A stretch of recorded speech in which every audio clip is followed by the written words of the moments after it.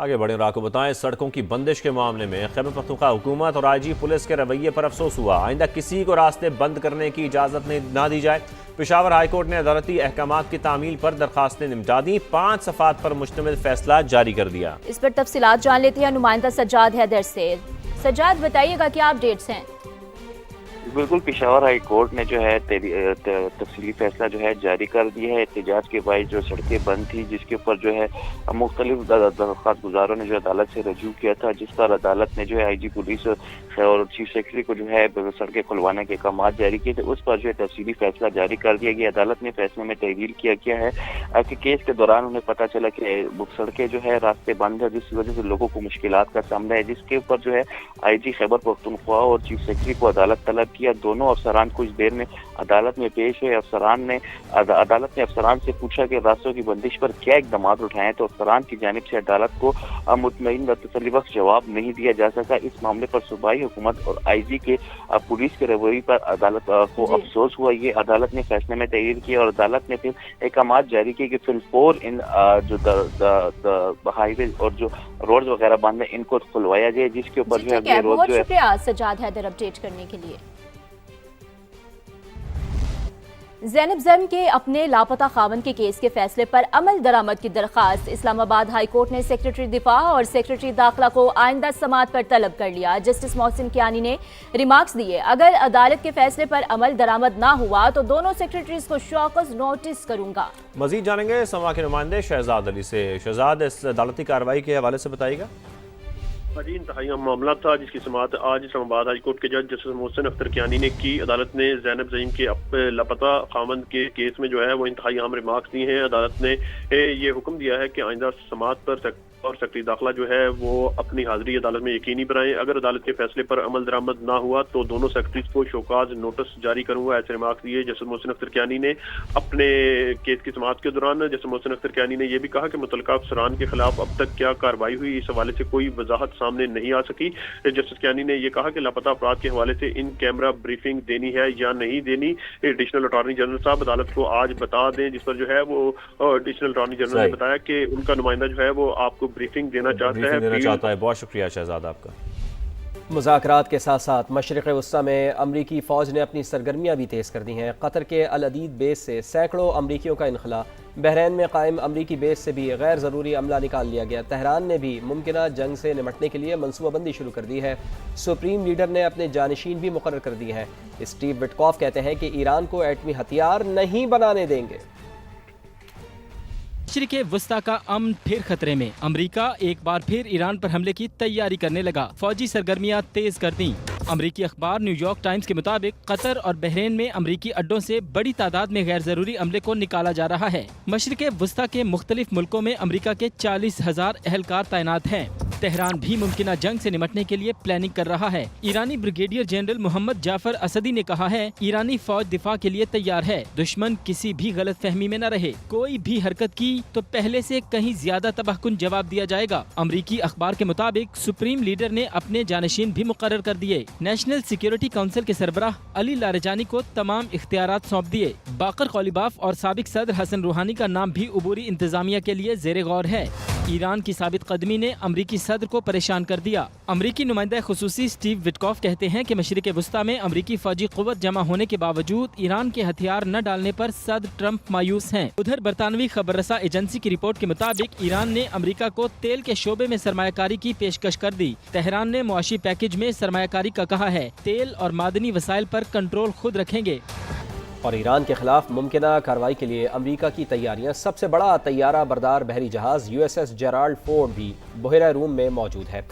اس جہاز کی کیا اہمیت ہے اور کس طرح کے مولک ہتھیاروں سے یہ لیس ہے، جاننے کے لیے یہ رپورٹ دیکھیے۔ ایران اور امریکہ کے درمیان مذاکرات کا ایک اور دور جمعرات کو ہوگا، عمان کے وزیر خارجہ نے تصدیق کر دی۔ بتایا یہ مذاکرات جنیوا میں ہوں گے۔ ایرانی صدر مسعود پزشکیان کا کہنا ہے ایران خطے میں امن اور استحکام کے لیے پرعزم ہے۔ حالیہ مذاکرات میں اہم تجاویز پر گفتگو ہوئی، مثبت اشارے بھی ملے۔ ان کا کہنا تھا کہ وہ امریکی سرگرمیوں پر گہری نظر رکھے ہوئے ہیں، کسی بھی ممکنہ صورتحال سے نمٹنے کے لیے مکمل تیار ہیں۔ ایرانی وزیر خارجہ نے واضح کیا ہے کہ واشنگٹن کے ساتھ سفارتی حل اب بھی ممکن ہے۔ अमरीकी टीवी को इंटरव्यू में कहा, जौहरी मुआहदे के लिए मुसव्विदे पर काम कर रहे हैं। अमरीकी फौजी सरगर्मियों की ज़रूरत नहीं। इस किस्म के इक़दामात हमें नहीं डरा सकते। मसाइल हल करने का वाहिद रास्ता सिफारतकारी है, अब भी मुमकिन है। अमरीकी टीवी को इंटरव्यू में कहा, जौहरी मुआहदे के लिए मुसव्विदे पर काम कर रहे हैं। अमरीकी फौजी सरगर्मियों की ज़रूरत नहीं। इस किस्म के इक़दामात हमें नहीं डरा सकते। मसाइल हल करने का वाहिद रास्ता सिफारतकारी है। और यूरोपीय यूनियन ने ईरान के खिलाफ ताकत के इस्तेमाल की मुखालफत कर दी। खारजा उमूर के सरबराह काजा क्लास का तनाज़े के सिफारती हल पर जोर।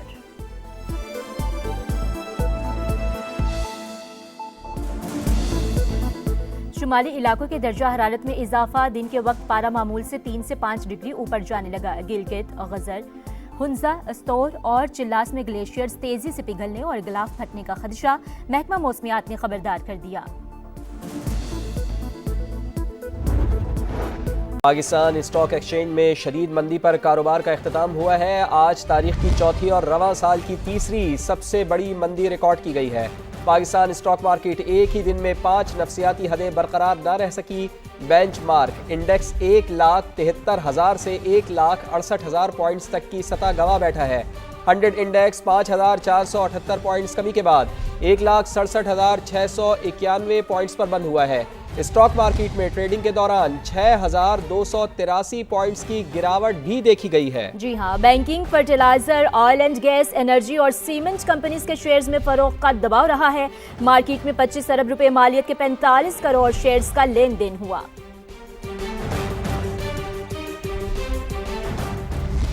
दूसरी जानिब सोने और चांदी की कीमत में मुसलसल 5वें रोज इजाफा। पाकिस्तान में फी तोला सोना 3,000 रुपए महंगा होकर 5,36,562 रुपए का हो गया है। 10 ग्राम सोने के भाव 2,572 रुपए इजाफे से 4,60,015 रुपए हो गए हैं।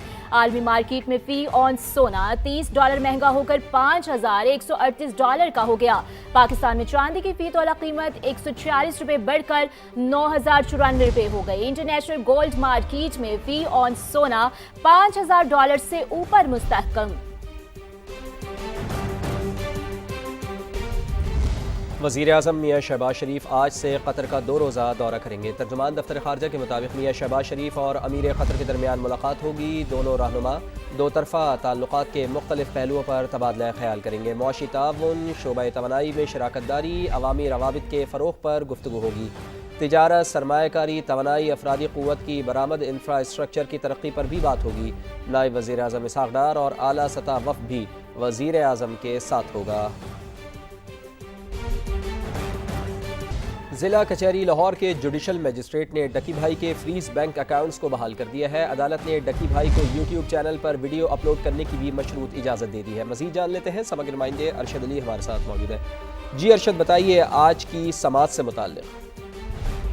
जी फवाद, जुडिशल मजिस्ट्रेट नईम बट्टू ने केस की समाअत की। दौरान समाअत डकी भाई और उनकी अहलिया जो है वो अपने वकील अमरत शेख और उस्मान लतीफ़ एडवोकेट की हमरा अदालत के रूबरू पेश हुई और अदालत ने डकी भाई के फ्रीज बैंक अकाउंट्स को बहाल करने के अहकामात जारी किए हैं और डकी भाई को यूट्यूब चैनल पर वीडियो अपलोड करने की भी मशरूत इजाज़त दे दी है। अदालत ने यह भी रिमार्क दिया है कि ज़ेर इल्तवा केस से मुतल्लिक यूट्यूब चैनल पर डकी भाई जो है वो गुफ्तगू नहीं करेंगे और ये भी कहा है कि आपके चैनल पर 27 वीडियोस पर NCCIA को इतराज़ है, उसको आपने डिलीट नहीं करना। अदालत ने मजीद NCCIA के गवाहों को तलब करते हुए समाअत 11 मार्च तक के लिए भी कर दी है। बहुत शुक्रिया आपका। अब आपको बताएंगे, कराची के इलाके बल्दिया रशीदाबाद में शहरी ने फायरिंग करके लूटमार करने वाले एक डाकू को हलाक कर दिया, जबकि 2 फरार हो गए हैं। मजीद इसी पर तफसीलात जानने के लिए बात करेंगे नवीद कमाल से। नवीद कमाल, बताइएगा। जी बिल्कुल, बल्दिया रशीदाबाद में ये वाक़या पेश आया। शहरी रियाज जो है निजी बैंक से अपनी रकम निकलवा कर निकला था। 3 डाकुओं ने इसे लूटने की कोशिश की। पुलिस का ये कहना है कि शहरी ने अपने लाइसेंस याफ्ता असलहे के साथ फायरिंग की, जिससे एक डाकू हलाक हो गया। हलाक मुस्लिम की शनाख्त नहीं हो सकी। इसकी लिए तलाश ऐप का जो है मदद ली जा रही है और कानूनी कार्रवाई अमल में लाई जा रही है। जी कानूनी कार्रवाई अमल में लाई जा रही है। नवीद कमाल, आप हमें अपडेट करे थे, बहुत शुक्रिया आपका। کوہاٹ میں لیڈی ڈاکٹر مہوش کے قتل کیس میں اہم پیش رفت، پولیس کے مطابق ملزم کی شناخت ہو چکی ہے، گرفتاری کے لیے چھاپے مارے جا رہے ہیں۔ تفصیلات جان لیتے ہیں نمائندہ سما عبد الباسط سے۔ جی عبد الباسط بتائیے۔ جی بالکل، پولیس ذرائع نے بتایا ہے کہ ملزم کی شناخت ہو چکی ہے، تاہم فی الحال اس کی مکمل جو معلومات ہے وہ ظاہر نہیں کی جا رہی، جبکہ ملزم کی گرفتاری کے بھی وہ پولیس کا دعویٰ ہے کہ وہ قریب پہنچ چکے ہیں۔ اس سے قبل گزشتہ رات کو نامعلوم ملزمان نے ڈاکٹر مہوش کو گھر جاتے ہوئے اسپتال کے قریب قتل کر دیا تھا، جس کے بعد ینگ ڈاکٹر ایسوسی ایشن نے احتجاجاً اسپتال کو بند کر رکھا ہے اور مسلسل احتجاج کر رہے ہیں۔ دوسری جانب پولیس کی ٹیموں نے مختلف علاقوں کو سیل کیا ہوا ہے، داخلی اور خارجی راستے بھی سیل ہے، سرچ آپریشن بھی جاری ہے اور پولیس کا کہنا ہے کہ ملزم بہت جلد قانون کی کٹہرے میں آئے گا۔ بہت شکریہ آپ کا۔ خبر یہ ہے، وزیر اعلیٰ سندھ کی زیر صدارت کراچی کے ترقیاتی منصوبوں کا جائزہ اجلاس ہوا۔ مراد علی شاہ کا کہنا تھا کہ کراچی سندھ کی معیشت کا انجن ہے، کراچی کی ترقی دراصل سندھ کی ترقی ہے، ترقیاتی منصوبوں میں تاخیر کسی صورت قبول نہیں کی جائے گی۔ وزیر اعلیٰ ہاؤس کراچی میں اجلاس کے دوران مراد علی شاہ نے کہا کہ سندھ حکومت کراچی کے انفراسٹرکچر کی بہتری کے لیے پرعزم ہے، بہتر سڑکیں اور ہموار ٹریفک پیپلز پارٹی حکومت کی ترجیح ہے۔ اجلاس میں وزیر اعلیٰ کو کراچی کے ترقیاتی پورٹ فولیو کی پیش رفت پر بریفنگ دی گئی۔ مراد علی شاہ نے نئی منظور شدہ بعض سکیمز میں سست روی پر تشویش کا اظہار کیا، کہا کہ غیر معیاری تعمیرات اور کمزور منصوبہ بندی پر زیرو ٹالرنس ہے۔ وزیر اعلیٰ مریم نواز نے میت کو اسپتال سے گھر پہنچانے کے لیے مفت ایمبولینس سروس شروع کرنے کی منظوری دے دی ہے، ہر تحصیل میں کم از کم ایک وین میسر ہوگی۔ وزیر اعلیٰ پنجاب مریم نواز کی زیر صدارت خصوصی اجلاس ہوا، بڑے سرکاری اسپتالوں اور ہر تحصیل میں سرکاری وہیکل سروس شروع کرنے کے لیے پلان طلب کر لیا گیا۔ سیکریٹری ایمرجنسی سروسز ڈاکٹر رضوان نصیر نے بریفنگ دی، پرائیویٹ ایمبولینس سروس کو بھی ریگولرائز کرنے پر اتفاق ہوا، پرائیویٹ ایمبولینس سروسز کے ریٹ مقرر کرنے کی تجویز کا جائزہ لیا گیا، مرحوم کے اہل خانہ 1122 پر کال کر کے یا اسپتال کاؤنٹر سے مفت وین سروس لے سکیں گے۔ میت کی منتقلی سروس کی سمارٹ مینجمنٹ سسٹم کے ذریعے مانیٹرنگ کی جائے گی، جبکہ میت کو اسپتال سے دوسرے شہر لے جانے کی سہولت بھی مفت دی جائے گی۔